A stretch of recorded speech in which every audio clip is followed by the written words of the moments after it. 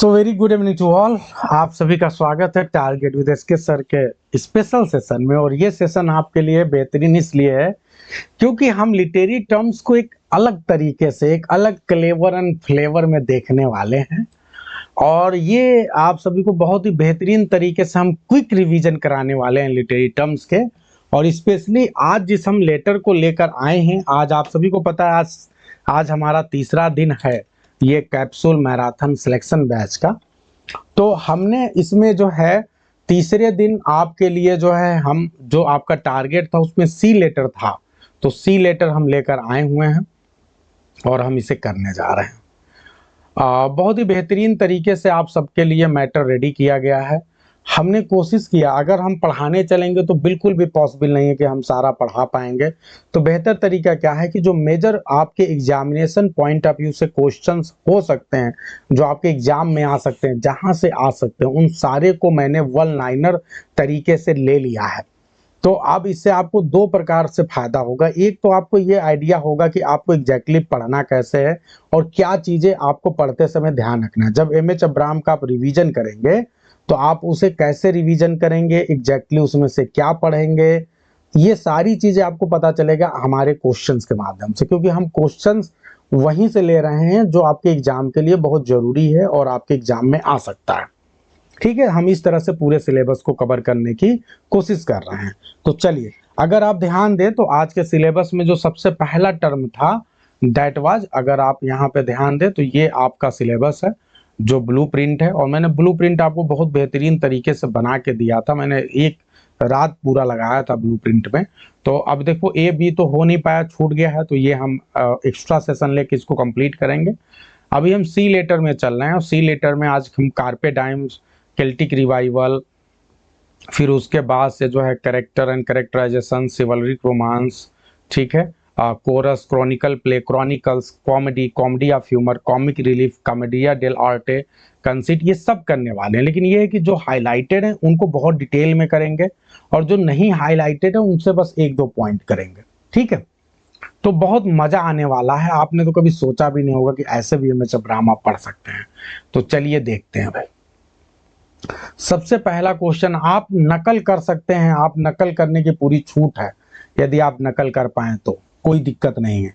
You can open your M H Abrams book and you can reply from there as well, no issue, मुझे कोई issue नहीं है। मैं चाहता हूं कि आप एम एच अब्राहम को ओपन करें और वहां से जवाब दें, ताकि इसी बहाने आप देखें कि आपके बुक में क्या क्या चीजें हैं। लेकिन हम बीच में रुकेंगे नहीं, क्योंकि हमको बहुत स्पीड मेंटेन करनी है, हमको बहुत सी चीजें कंप्लीट करनी है ना। तो चलिए, what is the literal meaning of the Latin phrase carpe diem, ये आपके एग्जाम का क्वेश्चन है, आ चुका है। जो आपका लैटिन फ्रेज है कार्पे डाइम, इसका मतलब क्या है? तो इसका मतलब आप सभी को पता है, इसका मतलब क्या होता है भाई? एक मिनट,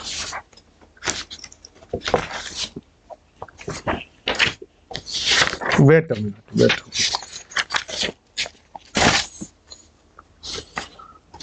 तो इसका मतलब होता है सीज द डे, इसका मतलब होता है सीज द डे। बहुत अच्छा जी, एक सेकंड रुकिएगा, आपको एक नोट्स मैंने रखा था यहाँ पे, क्या हो गया वो? ठीक है,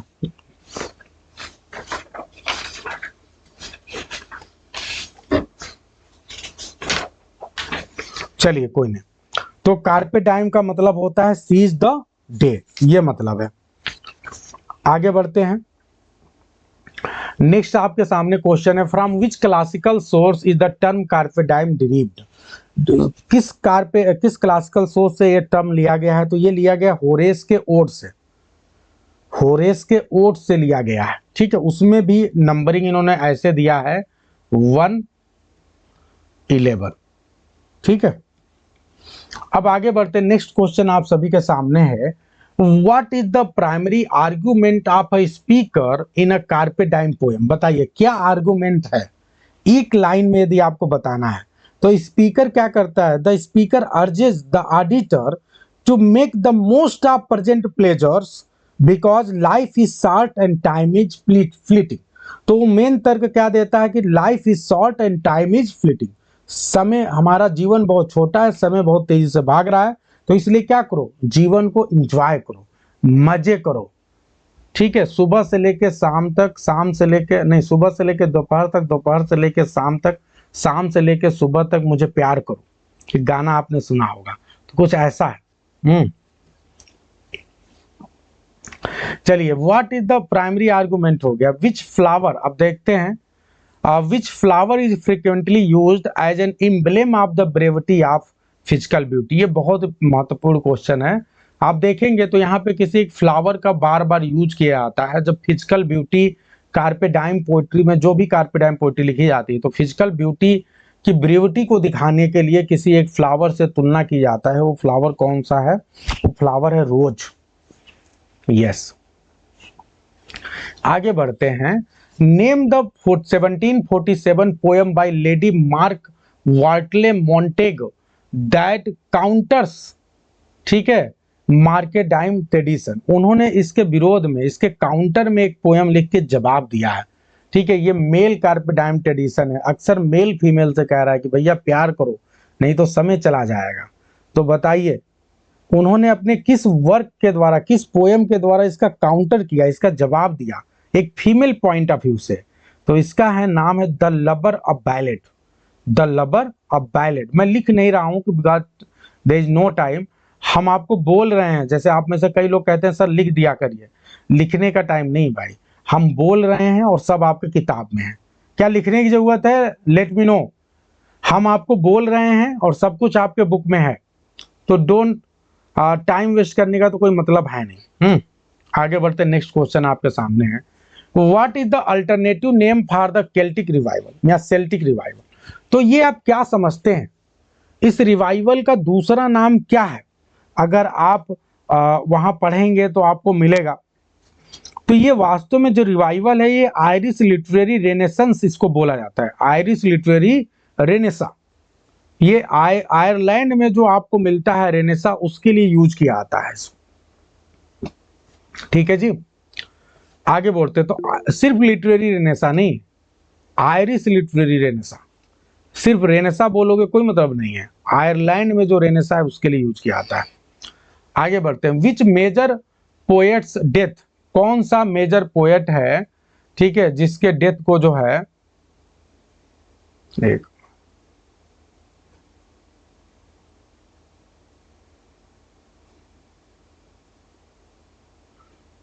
एक मिनट, ये क्या हो गया? हाँ चलिए, तो विच मेजर पोएट्स डेथ 1939। तो कौन सा ऐसा मेजर पोएट है जिनकी जब 1939 में डेथ हो गई थी, तो उसके बाद जो सेल्टिक रिवाइवल है इसका खात्मा हो गया था, एंड हो गया। तो सभी को पता है डब्ल्यू बेट्स। अगर आप एलटी ग्रेड की तैयारी किए हो तो आपके कोर्स में बहुत फेमस है। क्या है? Elegy written in memory of W Yeats, WH Auden ने लिखा है। ठीक है, तो इनकी मृत्यु पे, जैसे इनकी डेथ हो जाती है उसके साथ ये मूवमेंट जो है एक तरह से धराशायी हो जाता है। In what language did most major writers of the Celtic revival produce their works. बताइए, किस लैंग्वेज में जो है ज्यादातर जो राइटर्स हैं इस रिवाइवल के, उन्होंने अपने वर्क्स को लिखा है? तो ध्यान रखिएगा, इंग्लिश में ही लिखा है। आप डब्ल्यू बेट्स किस में लिखते हैं? इंग्लिश लैंग्वेज में ही लिखते हैं। जीबी शाह किस आयरलैंड के, वो भी इंग्लिश में लिखते हैं। उस समय जो भी थे, उस समय फिलहाल जीबी शाह तो इस मोमेंट में नहीं था उस समय, तो और जितने भी थे सबने इंग्लिश लैंग्वेज में ही लिखा। आगे बढ़ते हैं। Who was the important female patron. इसमें एक फीमेल पैट्रन, WB ईट्स के अलावा एक महिला थी जो मेन फाउंडर मानी जाती थी, ठीक है, जो इसमें जुड़ी थी। तो prominent important female patron and dramatist of Irish literary renaissance, तो कौन है? Lady Gregory. ठीक है, बहुत कई पोयम भी उन्होंने उसके ऊपर लिखा है WB ईट्स ने। आगे बढ़ते हैं। Which Greek author inaugurated the literary genre known as the character. तो बहुत बेहतरीन तरीके से हमने दो टर्म कर लिया, अब आगे तीसरे टर्म की ओर पढ़ते हैं। और एक तीसरा टर्म जो आपके बुक में है, that is character and characterization. तो आते हैं वहां पे, आप देखेंगे कि ये जो जॉनर है, एक्चुअली वास्तव में जो टर्म है द करेक्टर, ये अपने आप में जॉनर भी है और अपने आप में ये करेक्टर भी होता है जो ड्रामा नॉवेल वगैरह में पाया जाता है।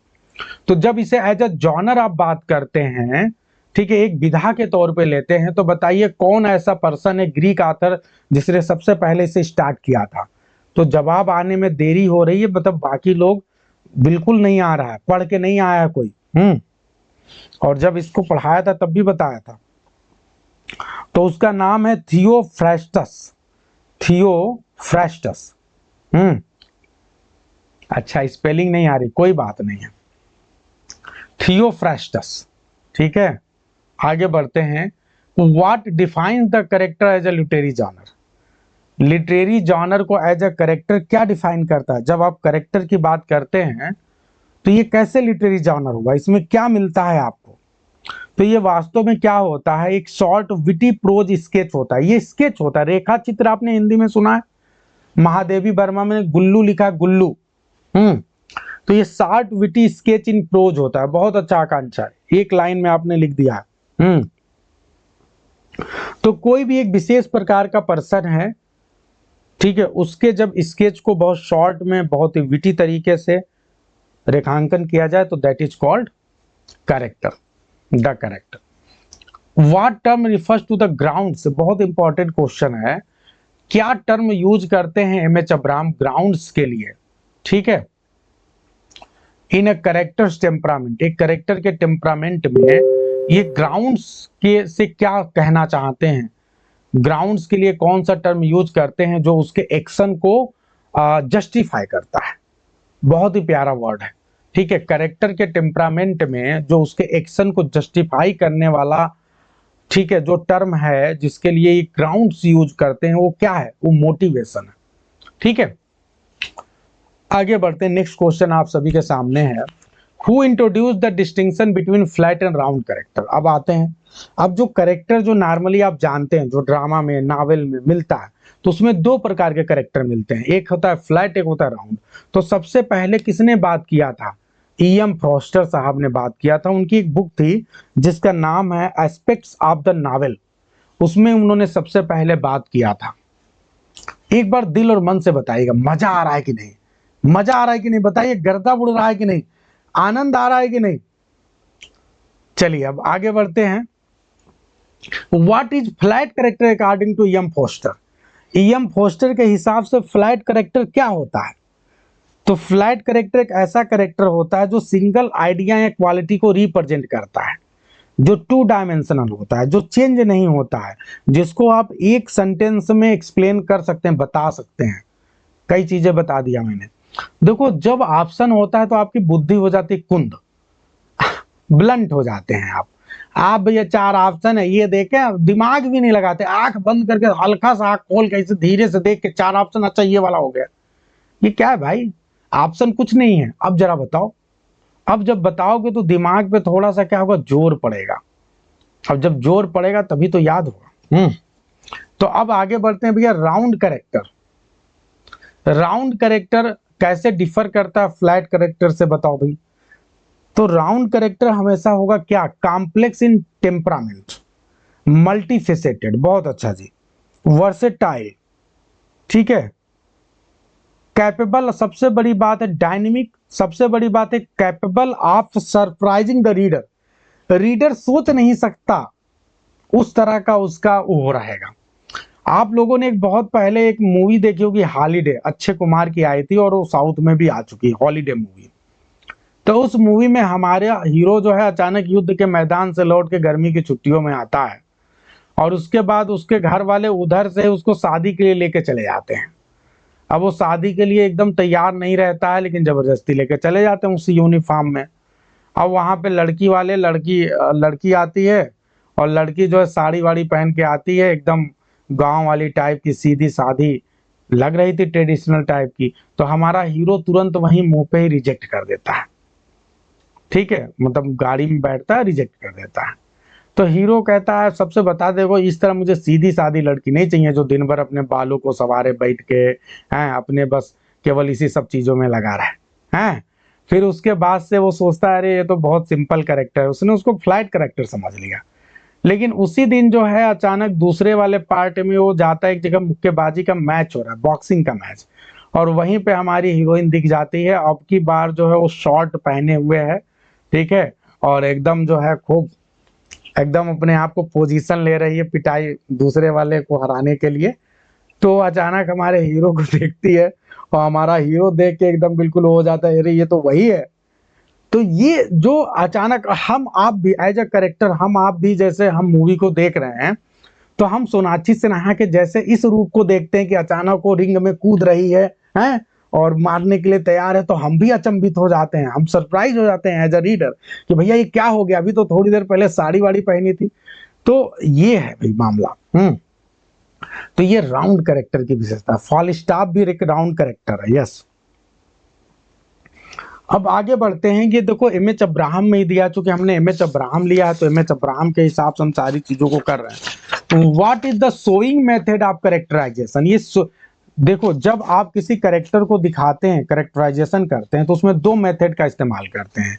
एक होता है शोइंग मेथड। देखो जितने भी हीरो हैं आपके प्लेज के, वो सब कैसे हैं? वो सब डायनेमिक कैरेक्टर ही हैं, उसमें कोई डाउट नहीं है। तो सोइंग मेथड में क्या होता है? सोइंग मेथड में जो आपका आथर होता है वो आपके सामने करेक्टर को क्या करता है? केवल करेक्टर आपस में बातचीत करते हैं, रीडर को खुद डिसाइड करना पड़ता है कि वो क्या कहना चाहते हैं, उसमें कौन किसका क्या रिलेशनशिप है, करेक्टर का कैसा बिहेवियर है, सब कुछ आप खुद डिसाइड करो। उसको सब कुछ आपको शो कबस कर रहा है, अब शो से आप समझो। लेकिन एक होता है टेलिंग मेथड ऑफ कैरेक्टराइजेशन। जो टेलिंग मेथड होता है, यहाँ आथर खुद ही इंटरवीन करता है, वो खुद ही किसी कैरेक्टर के बारे में बताता है। जैसे आप ये बहुत बड़ी आथर हैं जिनका नाम है जेन ऑस्टिन। तो जेन ऑस्टिन हमेशा अपनी जो कैरेक्टर होती है, अपनी हीरोइन होती है, उसके बारे में वो एक पूरा पूरा पैराग्राफ लिखती हैं जिसमें वो बताती हैं कि इनकी हीरोइन कैसी है, किस तरह से उसका बिहेव है, कैसे वो काम करती है, सब कुछ वो बता रही है। लेकिन नॉर्मली जो है, जब आपको सोविंग होगा तो उसमें सब बताया नहीं जाएगा, आप खुद देखिए वो क्या कर रही है, समझिए आप। तो ये होता है, ये दोनों बहुत important. I hope it is very clear to everyone. सभी लोग बताएं, समझ में आ रहा है?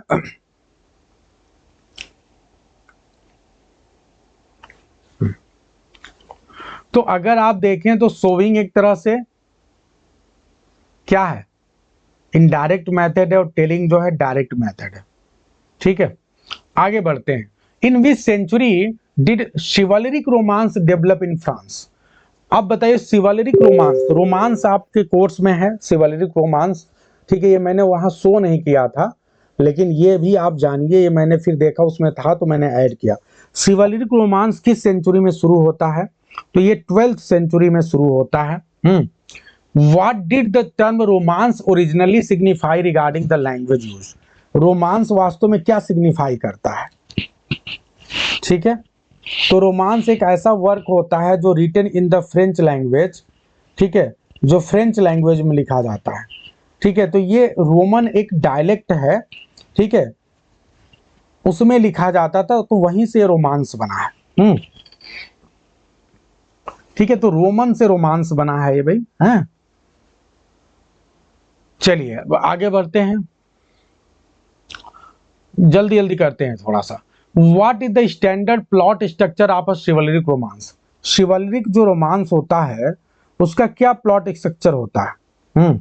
ये एकदम क्लियर है भाई। पहला, इसके पहले क्या है? फ्रेंच लैंग्वेज से लिया गया है रोमांस, अच्छी तरह से याद रखिएगा, फ्रेंच लैंग्वेज। चलो एक वर्ड यहीं पे और है, पूछ लेता हूं आप सभी से। पिकारेक्स, पिकारेक्स में पिकारो वर्ड होता है, वो किस लैंग्वेज का है? जल्दी बताएं, फास्ट। स्पेनिश। ठीक है, तो रोमन रोमांस ये आपका किस लैंग्वेज से है? तो ये फ्रेंच लैंग्वेज से। आगे बढ़ते हैं। स्टैंडर्ड प्लॉट स्ट्रक्चर क्या होता है शिवलरिक रोमांस का? ठीक है, तो इसमें क्या होता है? शिवलरिक रोमांस में एक क्वेस्ट होता है। आप लोगों ने हातिम ताई यदि कभी सुना हो, कभी बचपन में, तो हातिम ताई में क्या होता है? हमारा हीरो हर बार एक प्रश्न का जवाब खोजता है, तो प्रश्न के जवाब के लिए जाता है और इस तरह से खोजने की कोशिश करता है। तो एक तरह से सर्च या क्वेस्ट होता है, जो एक नाइट है, कोई एक नाइट है जो कि लेडी के किसी लेडी के फेवर को प्राप्त करने के लिए एक खोज अभियान में जाता है। इसी को बोलते हैं, ये एक तरह से यही प्लॉट स्ट्रक्चर आपको मिलता है। क्लियर है? आगे बढ़ते हैं।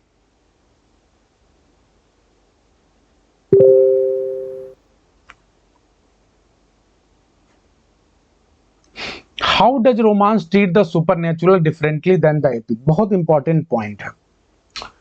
रोमांस जो है यहाँ पे भी सुपरनेचुरल एलिमेंट्स यूज होते हैं और एपिक में भी यूज होते हैं, तो ये अलग कैसे है?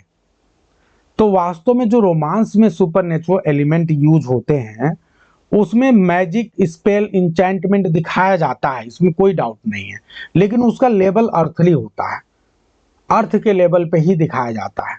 डायरेक्टली जो गॉड्स एंड गॉडेसेस जो हैं वो इसमें पार्टिसिपेट नहीं करते हैं।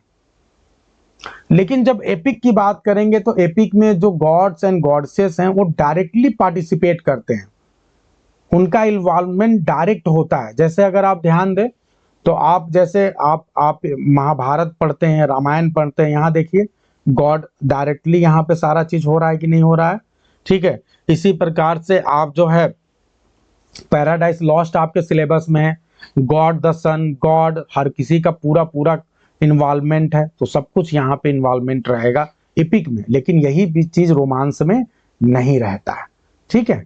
यस, आई होप बहुत अच्छा आप लोग बता रहे हैं, everyone is trying very well. आगे बढ़ते हैं, अब ध्यान देते हैं जब रोमांसेस की बात करते हैं तो उसमें चार प्रकार के उसके आगे बढ़ते हैं। मिट्रिकल रोमांस एक और प्रकार का रोमांस है आपके सिलेबस में, और एलटी ग्रेड के सिलेबस में मिट्रिकल रोमांस। ये जो मिट्रिकल रोमांस होता है ये कितने प्रकार के होते हैं, स्पेशली इसमें चार प्रकार के मैटर की बात होती है। तो what are the four matters that classify medieval chivalric romances? तो बताइए जो मिडवल सिवलरिक रोमांसेस उसके चार प्रकार कौन से वो मैटर हैं चार? तो matter of France, matter of Britain, matter of Rome and matter of England. बहुत अच्छा जी, तालियां हो जाए।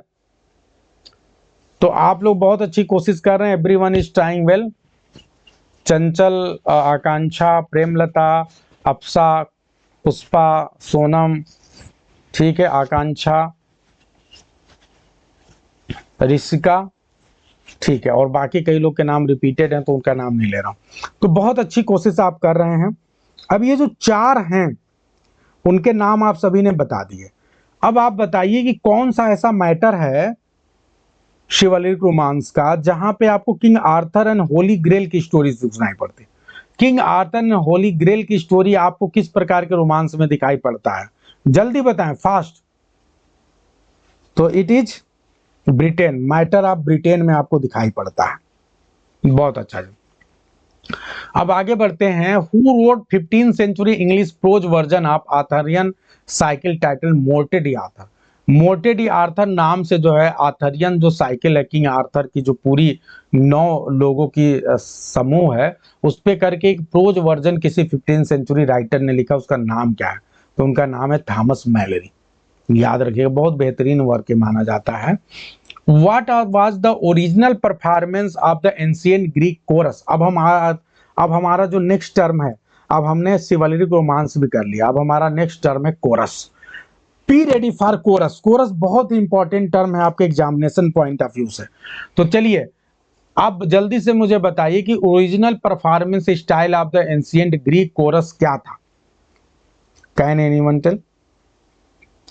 तो इनका मेन पर्पज क्या था, ठीक है, ओरिजिनल फंक्शन क्या था कोरस का? तो इनका ओरिजिनल फंक्शन था कोरस का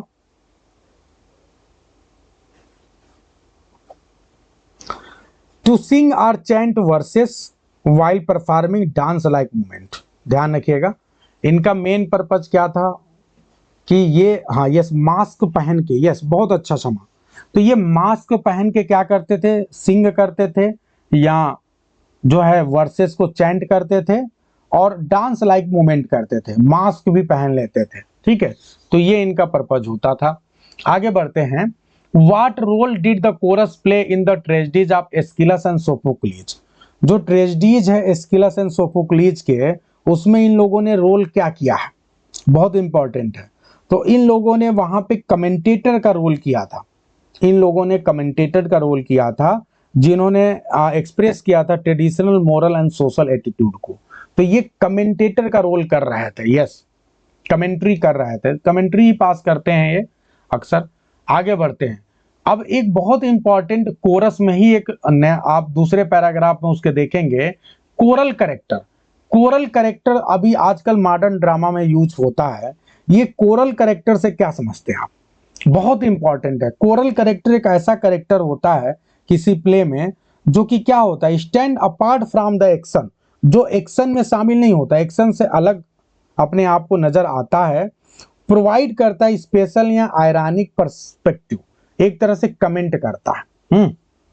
तो ये भी क्या नहीं समझ पा रही हैं आप, स्टेज मैनेजर नहीं आकांक्षा, ये करेक्टर्स में भी जैसे जो कोई प्ले है तो उसमें कई ढेर सारे करेक्टर हैं, तो ये भी एक करेक्टर होगा, लेकिन ये क्या करेगा, ये बीच बीच में अपने ओपिनियन देगा, ठीक है, कमेंट पास करेगा अपने तरीके से, ठीक है।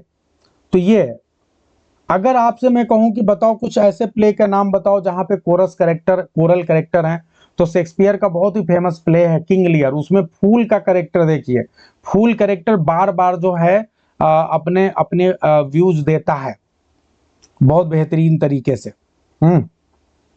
इसके अलावा एंटनी एंड क्लियोपाट्रा में इनो बारबस का जो कैरेक्टर है वो भी उसी तरह से है, जो कि क्लियोपाट्रा को पूरी तरह से, आपको याद होगा बार्ज सीन जिसमें वो क्लियोपाट्रा के ब्यूटी को बताता है, ठीक है।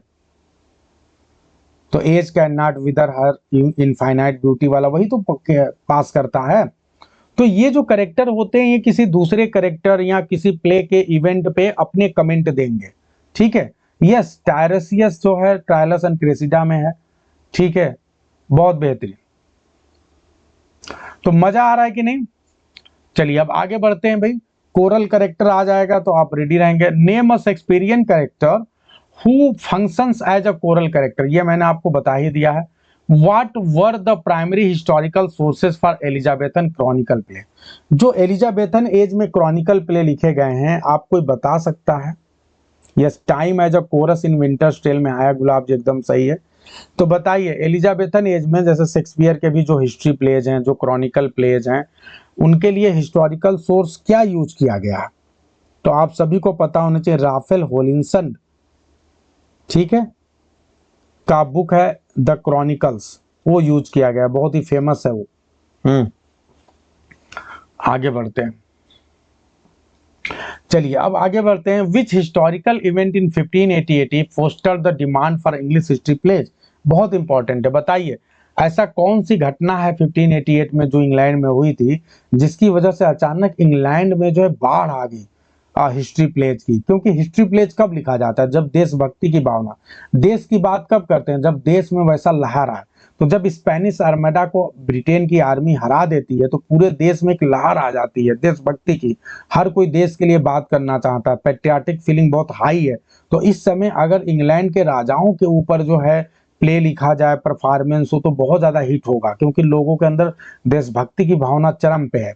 तो शेक्सपियर ने इसका पूरा पूरा लाभ उठाया और शेक्सपियर ने इसीलिए एक नहीं दो नहीं बल्कि 10-10 हिस्टोरिकल प्ले लिख दिए। तो याद रखिएगा, बहुत इंपॉर्टेंट है। स्पेनिश आर्मेडा, तो defeat of the Spanish armada जो है 1588 में, बहुत बेहतरीन ये इवेंट था उस समय का।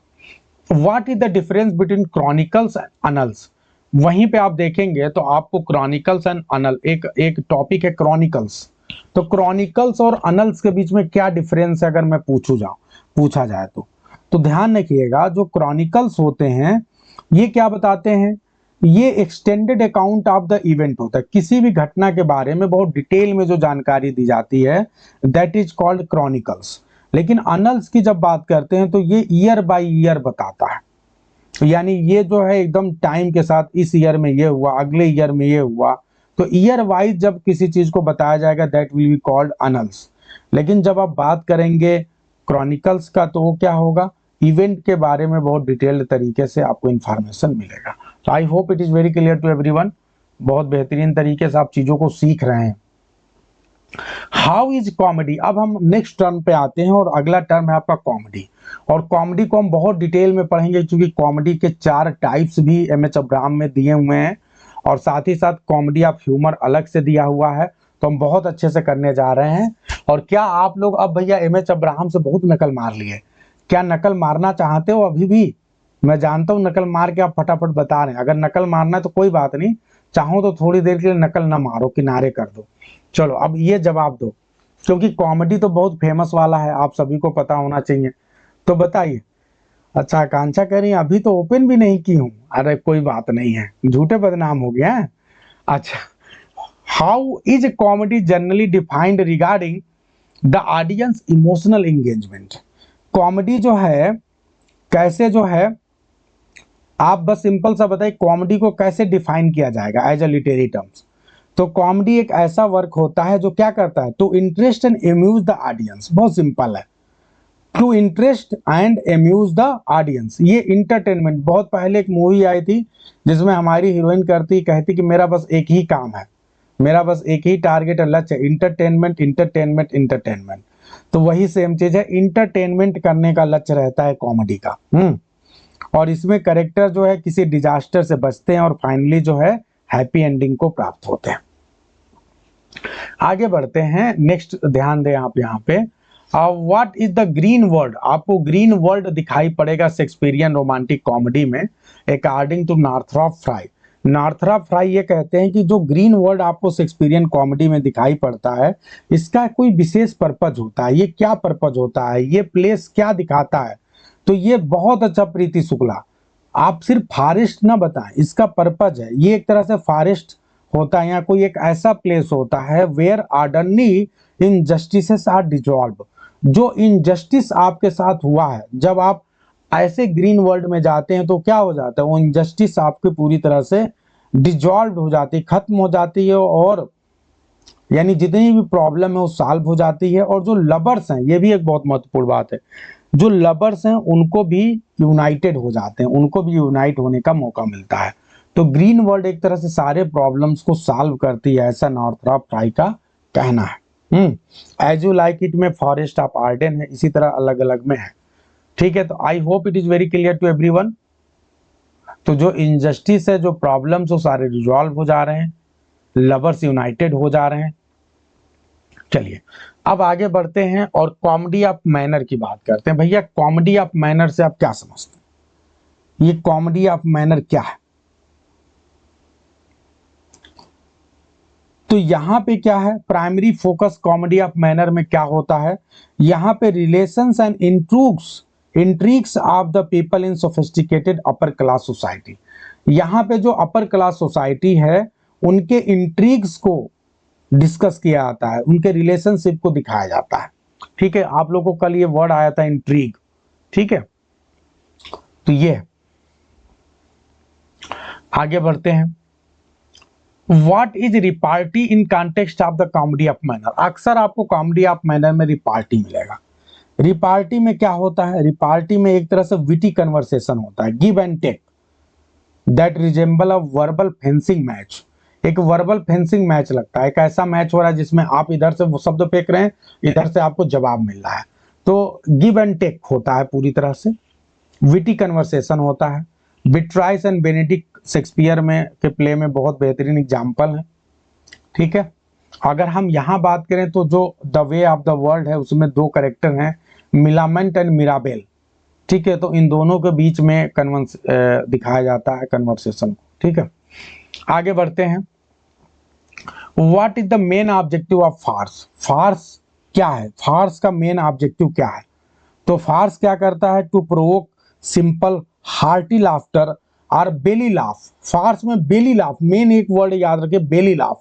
बहुत ज्यादा आप हंसेंगे, आप चिल्ला चिल्ला के हंसेंगे। ठीक है, फार्स एक ऐसा होता है कि जब हंसें तो आपके अगल बगल सबको पता चले, और आपसे 100 मीटर दूर 200 मीटर दूर भी लोग कोई बैठा हो तो आपकी आवाज उसको सुनाई दे।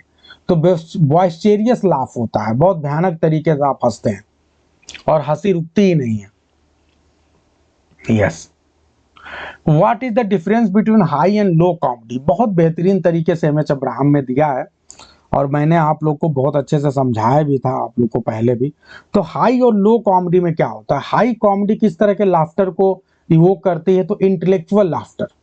और लो कॉमेडी में किस तरह, लो कॉमेडी कैसे आती है, तो ये जो है अजीबोगरीब जो फिजिकल एक्टिविटी होती है, ठीक है, उससे आती है। ठीक है, कैरिकेचर से आता है, उल्टा पुल्टा गंदे शब्दों से आता है ये। ठीक है, कपिल शर्मा का शो जो है, ये जो है लो कॉमेडी का बेहतरीन एग्जाम्पल है, सबसे बढ़िया एग्जाम्पल है, जहां आप किसी के शरीर के भाव भंगिमा का मजाक उड़ाते हैं। ठीक है, किसी के ऊपर उल्टा सीधा गाली दे के हंसते हैं, उल्टा सीधा कमेंट करके हंसते हैं आप, तो सारे जो है जितने भी स्टैंड अप कॉमेडी हैं वो सारे मैक्सिमम जो है वो लो लेवल के जो है आजकल के हैं सब।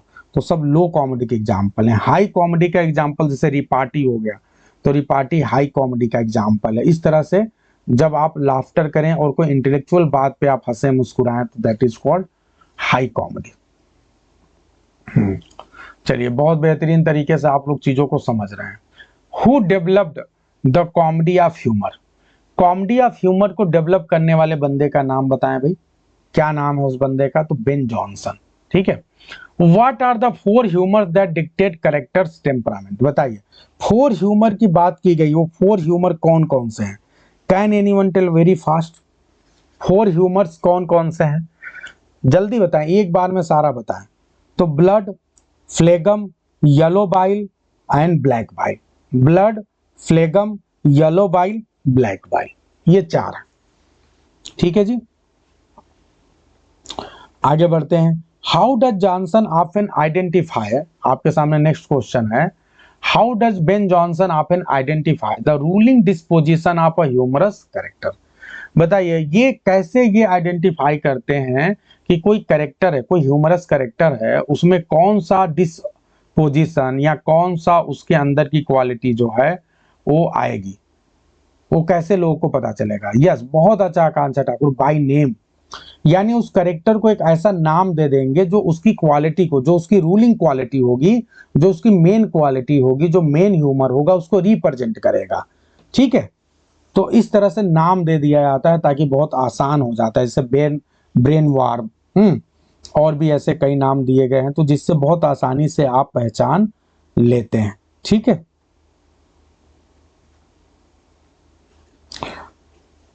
क्लियर है सभी को? यस, बोबा डिल, ऐसे सारे बहुत से कैरेक्टर्स नाम हैं जिसके आधार पे आप चीजों को पहचानते हैं। ठीक है, आगे बढ़ते हैं। What is the purpose of comic relief? अगर आप ध्यान दें तो कॉमिक रिलीफ जो है आपको बहुत ही इंपॉर्टेंट टर्म है, कॉमिक रिलीफ। कॉमिक रिलीफ का ट्रेजेडी में क्या पर्पज है? क्यों कॉमिक रिलीफ को इंट्रोड्यूस किया गया? इसका क्या पर्पज है? तो ये टेंशन को कम करने के लिए। यस, तो टू एलिविएट टेंशन और enhance the tragic significance through contrast. दो चीज है, कई बार आप जो चीज है उसको बड़ा दिखाना चाहते हैं तो आप उसके उल्टा अपने सामने रखते हैं। अगर आपको याद हो तो माई मदर एट 66, आप लोग को एक पोयम मैंने कई बार पढ़ाता हूँ, एग्जाम्पल देता हूँ। तो उसमें पोएट की जो मदर है वो, उसकी उम्र 66 साल के लगभग हो गई है, वो बहुत तनावग्रस्त है, उसका चेहरा राख जैसा लग रहा है, ऐसा लग रहा है जैसे मून जब ग्रहण अवस्था में होता है वैसा हो जाता है। चेहरे पे कोई चमक नहीं है, कोई एनर्जी शरीर में नहीं बची है, ऐसा लग रहा है जैसे डेथ बहुत मृत्यु के करीब है। और ये क्या करती है कि इस चीज को और बेहतरीन तरीके से एक्सप्रेस करने के लिए बाहर के वर्ल्ड से तुलना करती है कि कैसे जब वो कार में बैठी तो कार के बाहर जो है पेड़ बहुत तेजी से चल रहे हैं, दौड़ रहे हैं, स्प्रिंट कर रहे हैं पेड़। जो बच्चे हैं वो अब स्कूल की छुट्टी हुई तो कैसे दौड़ते हुए बाहर आ रहे हैं, बहुत खुश हैं। तो ये दोनों सीन एक दूसरे के ठीक उल्टा है। तो इस तरह से कई बार आप इंटेंसिटी को बढ़ाने के लिए भी इस तरह से दृश्य, अपोजिट दृश्य रखते हैं। ठीक है, तो इसी प्रकार से यहाँ भी है कि आप कॉमिक रिलीफ का यूज क्यों करते हैं? क्योंकि ट्रेजेडी, आप ट्रेजेडी कर रहे हैं, तो ट्रेजेडी से आपको ट्रेजेडी को यदि और इनहेंस करना है तो आप उसमें कॉमेडी लेकर आइए। तो कॉमेडी लेकर आएंगे तो थोड़ी देर के लिए जो ऑडियंस होंगे उनके बीच में क्या हो जाएगा, थोड़ा सा रिलीफ भी वो महसूस करेंगे, लेकिन जो ट्रेजिक सेंस है वो अपने आप में उसका काफी और बढ़ जाएगा उसके बाद। तो ये बहुत इंपॉर्टेंट है, ये ध्यान रखिएगा। तो आई होप कि बहुत अच्छे समझ में आ रहा होगा आप लोग को। Name of famous scene of comic relief in Shakespeare Macbeth. Shakespeare के मैकबेथ में जो कॉमिक रिलीफ है उसका नाम बताइए, सीन का, पोर्टर सीन। हैमलेट में जो कॉमिक रिलीफ है उसका नाम बताइए, क्या नाम है? Grave digger scene. ये कॉमेडिया डेल आर्टे क्या होता है एक लाइन में? तो a form of improvised Italian comedy, एक प्रकार से इटालियन कॉमेडी है, सिंपल वर्ड में ध्यान दें। ये एक इटालियन कॉमेडी है जो कि परफॉर्म किया जाता है, performed by professional actors using stock character. जब स्टॉक कैरेक्टर्स को यूज करके प्रोफेशनल एक्टर्स के द्वारा जो कॉमेडी कराई जाती है दैट इज कॉल्ड कॉमेडिया डेल आर्टे। ये इटालियन कॉमेडी का एक टाइप। यस। अब आगे बढ़ते हैं। What is a scenario in the context of commedia dell arte. Scenario का मतलब क्या है कॉमेडिया डेल आर्टे में? तो सिनेरियो का मतलब क्या है? A brief outline of a drama indicating the journal course of action and entrance. तो जो जर्नल कोर्स ऑफ एक्शन है उसको दिखाने के लिए, एंट्रेंस को दिखाने के लिए जो आउटलाइन दिया जाता है उसी के लिए सिनेरियो यूज किया जाता है। फिलहाल ये आपके एग्जाम में नहीं आएगा, बस सिंपल सा आप ध्यान रखिए कि कॉमेडिया डेल आर्टे की इटालियन टाइप ऑफ कॉमेडी है, ये इसको याद आपको रखना है। ठीक है, I hope it is very clear to everyone. Scenario का मतलब है आउटलाइन, प्लॉट। अगर एक वर्ड में बोलना चाहें तो यहाँ जो सिनेरियो पूछा इसका मतलब प्लॉट है, आउटलाइन है। बहुत अच्छा, चलिए आगे बढ़ते हैं। What is the definition of conceit. Conceit आपके कोर्स में है। कंसीट, कंसीट का मतलब क्या समझते हैं?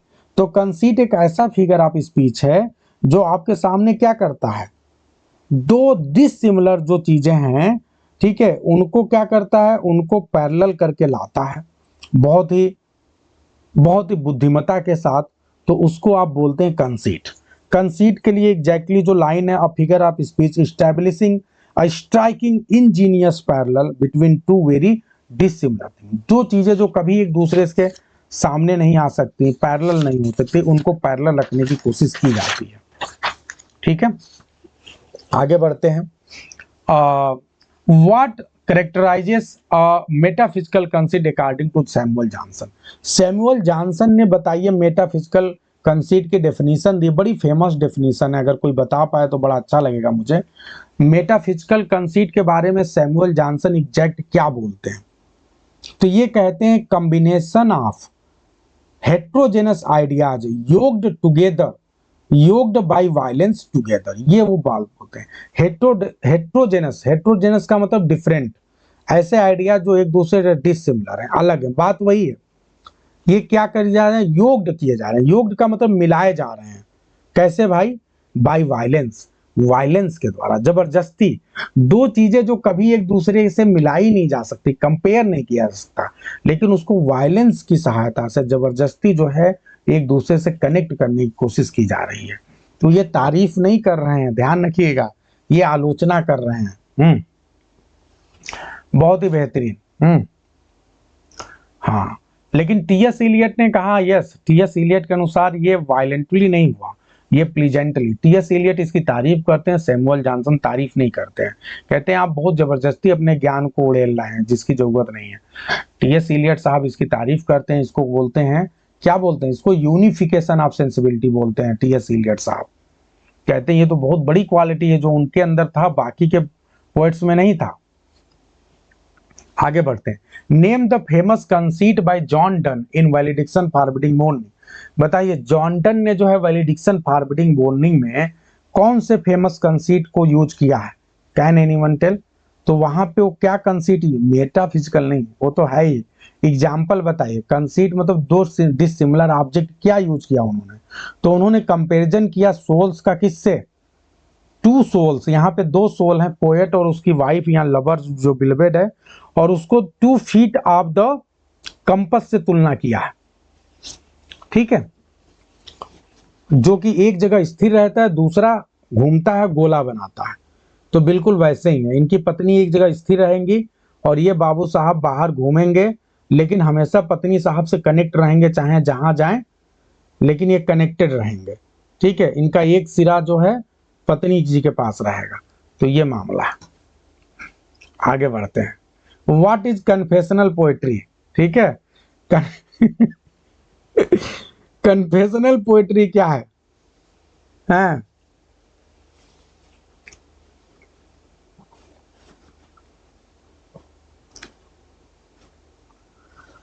तो कन्फेशनल पोएट्री एक प्रकार से ऑटोबायोग्राफिकल पोएट्री होती है, जहां पे अपने मोस्ट इंटीमेट, जो अपनी प्राइवेट बातें हैं, लोग नहीं कहते हैं, लेकिन जिस पोएट्री में कोई पोएट या चाहे वो पोएटेस हो, जब अपनी इंटीमेट, प्राइवेट, क्लिनिकल, अपनी इन तरह की बातों को आपके सामने रख दे जो नॉर्मली नहीं रखा जाता। जैसे कमला दास अपनी खुद लाइफ के, अपने हस्बैंड के साथ जो रिलेशनशिप है उसको हमारे सामने रखती हैं एकदम क्लियरली। कैसे जब 15 साल की थी तो उनका कैसे जो है उनके पति के द्वारा ही रेप किया गया। मतलब अगर हम इसे कहना चाहें, जो कहना हमसे सुनना चाहती हैं, जो फील करना चाहती हैं, तो उन्होंने सीधे सीधे उस बात को बताया। तो ये है भैया।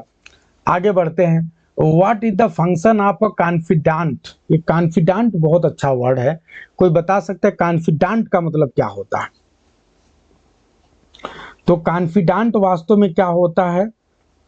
पहली बात तो कॉन्फिडेंट का मतलब समझिए। कॉन्फिडेंट का मतलब एक ट्रस्टेड फ्रेंड, जिससे जो आपका प्रोटैगनिस्ट है वो हर एक बात कह सके। अगर आप साउथ इंडियन मूवीज देखते हैं या अपने भी मूवीज देखे, गोविंदा की पहले मूवीज जैसे राजा बाबू था, और भी बहुत सी मूवीज थी जिसमें जानी लीवर रहता था इसके साथ हैं, यहाँ पे राजा बाबू में शक्ति कपूर है, तो अपनी कोई भी बात वो उनसे बताता था, उनको सब पता रहता था।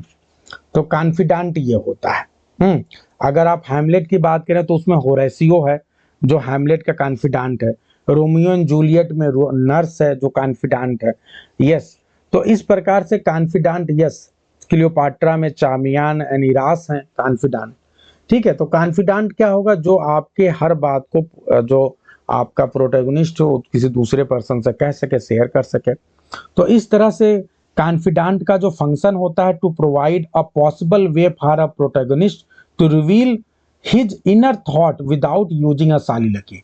यानी अगर कोई कॉन्फिडेंट है आपके साथ बढ़िया, तो आप उसे जो है अपनी बात कह सकते हैं, क्योंकि आपको कोई डर नहीं। लेकिन अगर कॉन्फिडेंट आपके पास नहीं है तो आप सालिलिकी का ज्यादा प्रयोग करेंगे। तो ये चीज है अपनी बात को कहने के लिए। तो हैमलेट में कॉन्फिडेंट भी है, लेकिन उसके बावजूद भी हैमलेट ने बहुत ज्यादा सालिलिकी यूज किया। ठीक है, आगे बढ़ते हैं। What is the difference between denotation and connotation? Denotation and connotation के बीच में क्या डिफरेंस है बताइए। लास्ट आज का जो है क्वेश्चन और लास्ट टर्म, डेनोटेशन एंड कनोटेशन।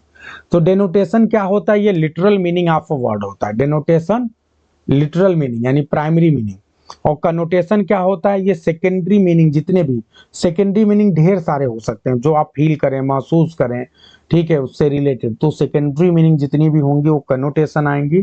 ठीक है, यस। और आपका डिनोटेशन में हमेशा क्या होगा? आपका मेन मीनिंग होगी, प्राइमरी मीनिंग होगी। यस, हाँ, यस, कॉन्टेक्चुअल कह सकते हैं कनोटेशन के लिए। तो आप इसे बहुत आसानी से समझ सकते हैं। डी फॉर डेफिनेशन, डेफिनेशन हमेशा मेन होता है, प्राइमरी।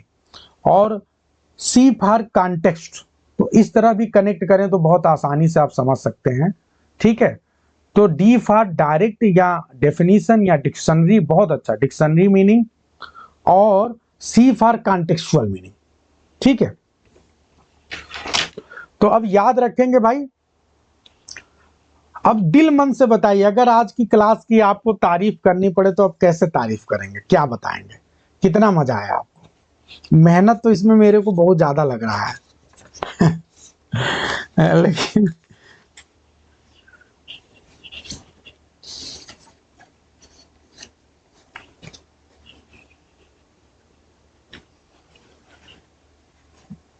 हम्म,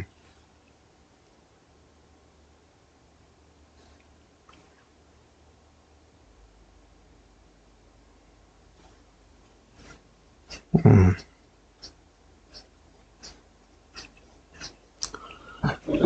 तो कोशिश है भाई कि आप सभी के लिए जो है कुछ विशेष किया जाए, दैट आई एम डूइंग। इससे ज्यादा मैं कुछ कर नहीं सकता था आपके लिए। वो कहते हैं ना कि अपनी जान छिड़क देना, वो कोशिश की जा रही है अभी फिलहाल। हाँ, तो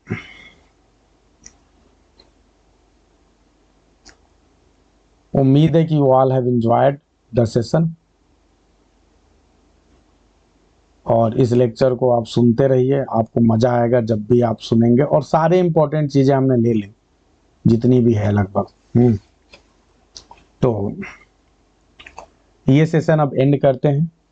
और अगर आप लोग कहेंगे, और मैं चाहता हूं कि करूं, ठीक है, क्योंकि नहीं करेंगे तो हो नहीं पाएगा। कल से टर्म्स को और थोड़ा फास्ट करेंगे। आज ज्यादा एक्सप्लेन किए हैं, कल थोड़ा कम करेंगे। तो वैसे आज ज्यादा टर्म भी थे, सी लेटर में सबसे ज्यादा थे। देखो, सी लेटर में बहुत ज्यादा टर्म भी था ना हमारे पास। ठीक है, और सारे अच्छे वाले थे।